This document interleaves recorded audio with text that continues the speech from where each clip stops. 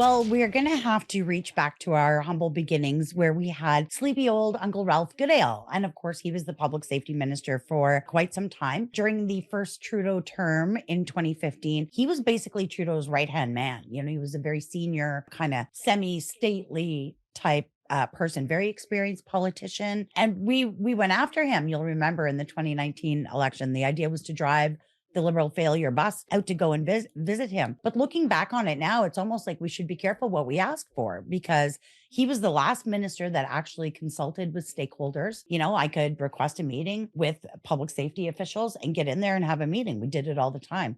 He since, in 2019, he lost his seat, but you never really go away. He got a golden handshake and he's off to be the High Commissioner for Canada in the UK. So yeah, that's kind of where we started with Goodale. Well, he was sleepy, but he was appealing because it's one thing I always thought about Ralph Goodale is he made a good politician because he had this kind of AM radio sportscaster voice, and he always came across as very serious and whatnot. And that was that's almost old Canadian politics. Right? When keeping up appearances mattered and having the right person to deliver the message, even if the message was total garbage like it was with gun control and the Liberals, right? But after that, the mask sort of slipped off with the next guy. Yeah. Well, the next guy was Bill Blair, former Toronto police chief. We call him, sometimes I lovingly call him Bootstrap Billy. But he was famous for committing some of the worst human atrocities in the country at the G20. In fact, it was dubbed the most massive compromise of civil liberties in Canadian history. And of course, we kind of made him infamous in our 2019 election video when you and I actually got to sit down with him in his office and you caught him red-faced and lying flat to your face. Yeah. One of the most dangerous people, I think, to ever hold office in Canada. I know that sounds like some crazy statement, but I'm not even kidding. You sit across a table from this guy and it's supernatural. You're just like, holy smokes, man.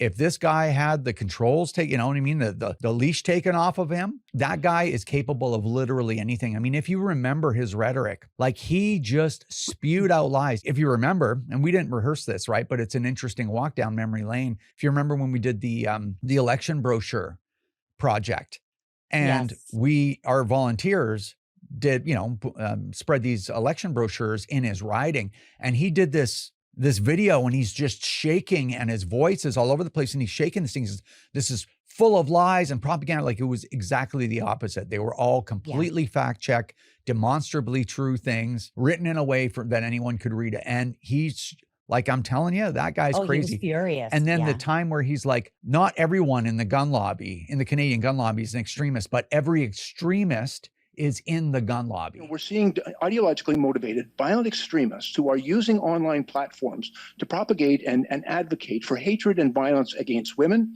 against religious minorities, anti-Semitic, Islamophobic, and hateful speech, and advocating violence.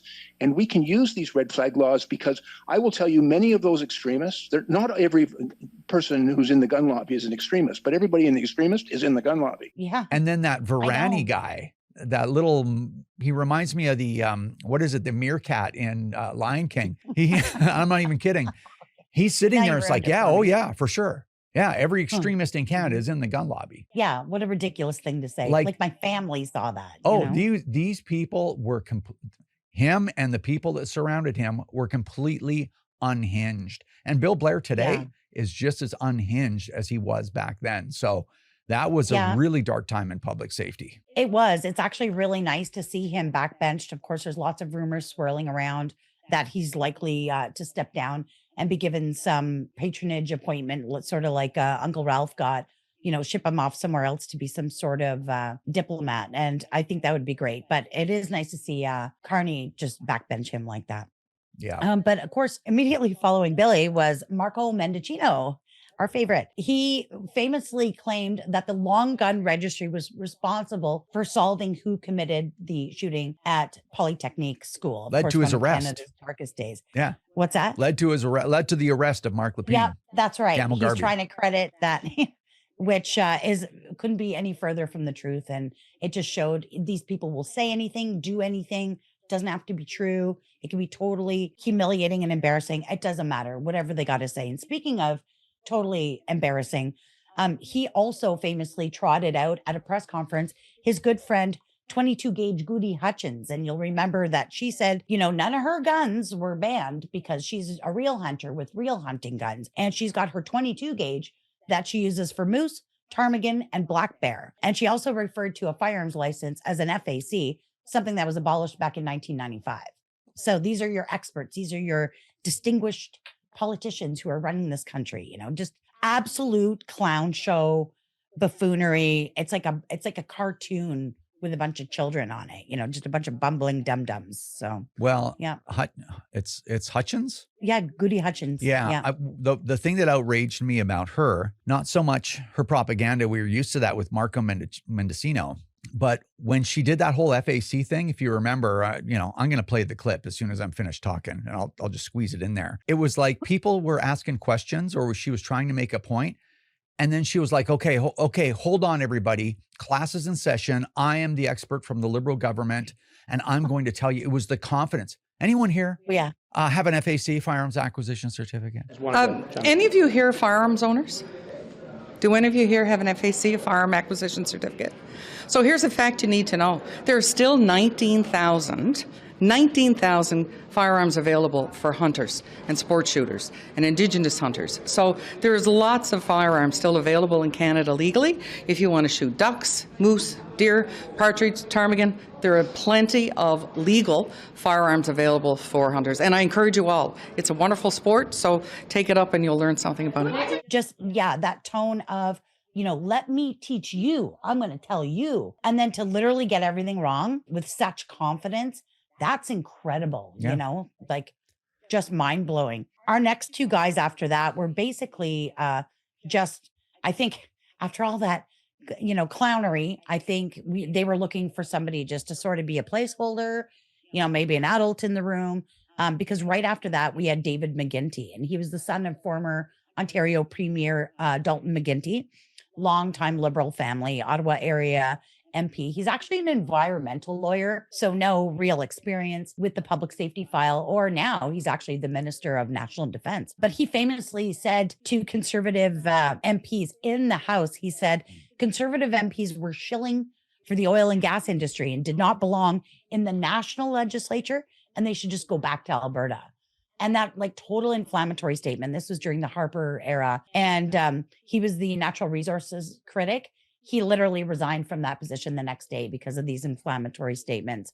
And now he went on to become public safety minister under Trudeau. Yeah, why not? Then now, and now he's a minister of national defense. So feeling upwards. Of course, right? Yeah. But when you have someone that will take marching orders, no matter how immoral, these are handy people to have, right? That's why they stay in politics for so long. And the people that fall out of politics, like Bootstrap Billy, right? But people that fall out of politics, the buffoons, like Marco Mendicino, they have a limited shelf life, right? And then they get turfed because they're just there to take the heat, and then they're disposable. Exactly, tossed in the trash afterwards. Yeah. But who, may I ask, is next on the list? Well, next we've got Dominic LeBlanc. And of course, he is 100% the adult in the room. I mean, he's not my favorite guy, that's for sure. But he's normally got a lot of high profile international type roles. And when he was given the public safety file, they just actually added it on to his already existing portfolios. So it showed that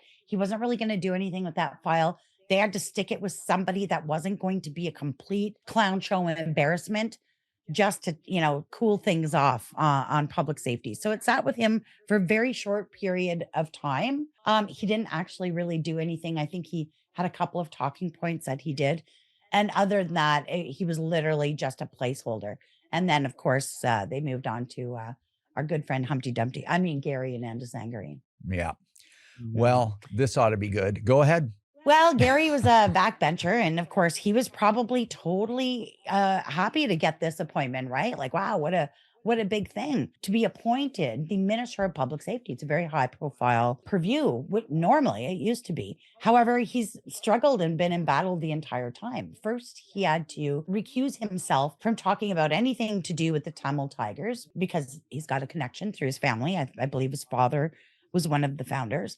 So imagine being the Minister of Public Safety, but you have to recuse yourself from parts of your portfolio because your family has ties to terrorist organizations. So that's, that's a little sketchy. And then, of course, we all know now the famous audio clip that I snuck out there a couple of weeks back, where the minister admitted very freely that this isn't a matter of public safety. They're doing it to appease Quebec. Just accept it and we'll stop picking on you. If you get arrested, don't worry, I'll pay your bail. You're going to get ripped off, but I will pay the difference. This just continued. And then, of course, the buffoonery in committee last week. And I wanted to talk about that committee meeting. The name of it was the responsibilities and mandate of the public safety minister, which is fitting because he actually doesn't know what those are, right? Hiring RCMP and CBSA. That's not my job. Attacking legal gun owners. Oh yeah, I have to continue doing that because we promised it during the election. At the same time, we made all those other promises. I am surprised they're letting Gary hang on. I think because we all know he's likely to get fired, and Carney probably just wants to give him that little bit of ability to let some space and time grow between his, obvious bumbling of the files and him getting fired. But I would expect to see him be moved out of this portfolio in pretty short order. So that is your history. 6 public safety ministers. What a mess. Racked them up and knocked them down. Yeah. So What a mess. If you look at public safety, or you look at firearm-related violence or violence in general, has gone through the roof over that same period, no matter which one of these clowns they put in that seat. And I don't want to give LeBlanc a pass either, right? Like he pushed the whole agenda forward. He appeared in committee. He sat next to 𝐂𝐂𝐅𝐑, the guy from public safety. As Talal said, well, with our regulation, our change in regulation around handguns, within about 50 years, we think everybody will be dead and all those handguns confiscated. And I'm paraphrasing, but that's exactly what he meant. That's what it boiled down to. That's right. And I've showed that clip a number of times, so I'm not going to do it again. But and of course, LeBlanc just like, yep, sounds good, man, whatever. As long as I keep padding that pension and fly around in business class, I'm okay with all of this, right? So yeah, I don't know. And he'll remain a minister all the way through. And then even when he's ready to retire, if he was to lose, his seat in an upcoming election, he would 100% be given some kind of patronage appointment if the Liberals win again. Absolutely. Yeah. Like that guy's set for life. He'll be worth a pile of money when he's done, and he will have flown all around the world at the expense of working people for his entire career. I don't doubt that in the least. But anyway, we end up with Gary Anandasangaree at the end. It's okay. Look at your notes and tell me the adjectives that you had come up with to describe some of these people. So I put little notes underneath each minister, and under Gary, well, I mean, it's easy to talk about him because those things just recently happened. But all my notes say is dense, Humpty Dumpty, half-wit, bumbling, cartoonish.